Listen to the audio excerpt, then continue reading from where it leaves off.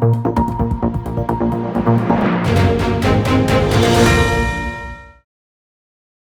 అన్యాయంగా మా భారతమ్మ మీద జగనన్న మీద విమర్శలు చేసిన వాళ్ళు ఈరోజు క్షమాపణ చెప్పాల్సిన అవసరం ఉంది.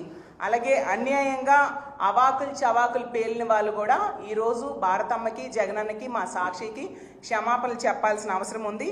ముఖ్యంగా సాక్షి కార్యాలయాల మీద అన్యాయంగా దారుణంగా దాడులు చేసిన వాళ్ళు ఈరోజు క్షమాపణలు చెప్పాల్సిన అవసరం ఉందని తెలియజేస్తున్నాను. ఎప్పటికైనా డైవర్షన్ పాలిటిక్స్ ఆపి పాలన మీద దృష్టి పెట్టాల్సిందిగా చంద్రబాబు నాయుడు గారికి, ఈ కూటమి ప్రభుత్వంలో పెద్దలకి, మంత్రులకి తెలియజేస్తూ ఉన్నాను. అసలు ఈ ఏడాదిలో తల్లికి వందనం ఎవరికి ఇచ్చారు మీరు? అసలు ఒక్కరికైనా ఇచ్చారా? ఈ ఏడాది గడిచింది 12 నెలల్లో. అలాగే తీసుకుంటే ఫ్రీ బస్సులో ఏ మహిళకి ఎక్కించారు ఈ ఏడాది కాలంలో? అలాగే తీసుకుంటే 3 గ్యాస్ సిలిండర్స్ ఎవరికి ఇచ్చారు? ఒక్క గ్యాస్ సిలిండర్ ఇచ్చి చేతులు దులుపుకున్న పరిస్థితి మనం అందరము చూసాము. ఈ ఏడాదిలో తీసుకుంటే నిరుద్యోగ భృతి ఒక్కరికైనా ఇచ్చారా? అలాగే 50 ఏళ్ళకే ఫెన్షన్ అని చెప్పారు కదా బీసీ, ఎస్సీ, ఎస్టీ, మైనారిటీ మహిళలకి, ఒక్కరికైనా ఇచ్చారా అని నేను అడుగుతూ ఉన్నాను. ఆడబిడ్డ నిధి 19 సంవత్సరాల నుంచి 59 సంవత్సరాల మధ్య ఉన్న మహిళలకి ఆడబిడ్డ నిధి ఇస్తామన్నారు కదా, ఒక్కరికైనా ఇచ్చారా అని నేను అడుగుతున్నాను.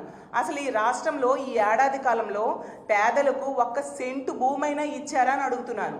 అమరావతిలో జగనన్న ఇచ్చిన 50,000 మందికి ఇళ్ల పట్టాలు ఇస్తే వాటిని ఈరోజు రద్దు చేయడం జరిగింది ఈ కూటమి ప్రభుత్వం అధికారంలోకి వచ్చాక. వీళ్ళు పేదల గురించి మాట్లాడుతూ ఉంటే ప్రజలు నవ్విపోతూ ఉండే పరిస్థితి మనం చూస్తూ ఉన్నాము. అలాగే తీసుకుంటే గత 3-4 రోజులుగా లేని విషయాన్ని వక్రీకరించి ఎంత దారుణంగా చంద్రబాబు నాయుడు గారు, లోకేష్ గారు, అలాగే మంత్రులు, ముఖ్యంగా మహిళా మంత్రులు, మహిళా కమిషన్ చైర్పర్సన్తో సహా ఎంత దారుణంగా వ్యాఖ్యలు చేశారో మనం చూసాం.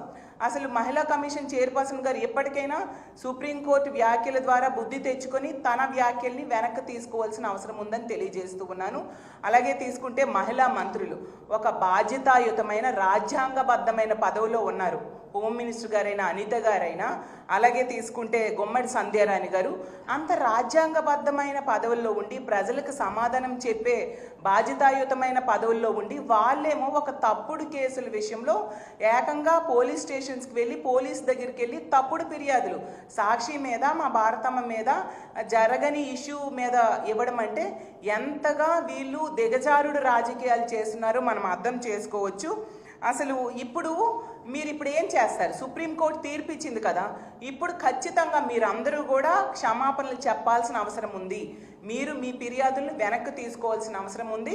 అలాగే తీసుకుంటే ఇంత దారుణంగా లేని ఇష్యూని వక్రీకరించినందుకు ఈ మంత్రులు, హోమ్ మినిస్టర్ గారైనా, అలాగే గుమ్మడి సంధ్యారాణి గారైనా, వీరందరూ కూడా ఇంత దారుణంగా వక్రీకరించి లేని విషయం గురించి అంత రాద్ధాంతం చేశారు కదా, మరి ఇప్పుడు మీరు రాజీనామా చేస్తారా మీ పదవులకి? మీరు తప్పుడు ప్రయత్నం చేసినందుకు మీ విజ్ఞతకే వదిలేస్తూ ఉన్నాము.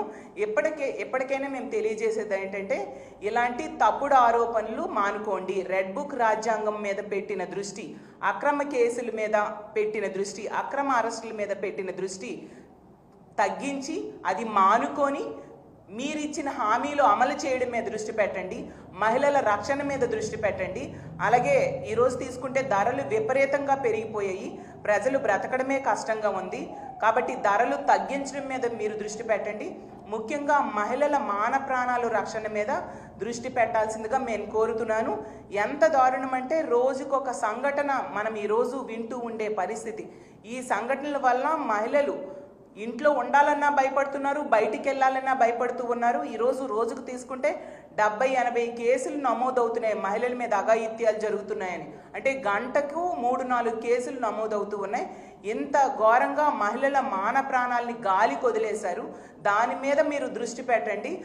సూపర్ 6 ఇవ్వకుండానే నిన్న చంద్రబాబు నాయుడు గారు మేము సూపర్ 6 చేసేసామని పచ్చి అబద్ధాలు చెప్తూ ఉన్నారు. అంటే ప్రజలు చెవిలో పూలు పెట్టుకొని ఉన్నారా అని నేను అడుగుతూ ఉన్నాను. కాబట్టి మీ పాలనా వైఫల్యాలను కప్పుపుచ్చుకోవడానికి ఇలాంటి అక్రమ కేసులు పెట్టకండి. పైన చట్టం, న్యాయం అలాంటివి ఉన్నాయి. మనము అంబేద్కర్ రాజ్యాంగంలో ఉన్నాము కాబట్టి మీరు ఇలాంటి తప్పుడు కేసులు పెట్టడం మాని మీరిచ్చిన హామీల అమలు మీద, అలాగే ప్రజల రక్షణ మీద దృష్టి పెట్టాల్సిందిగా కోరుతున్నాను.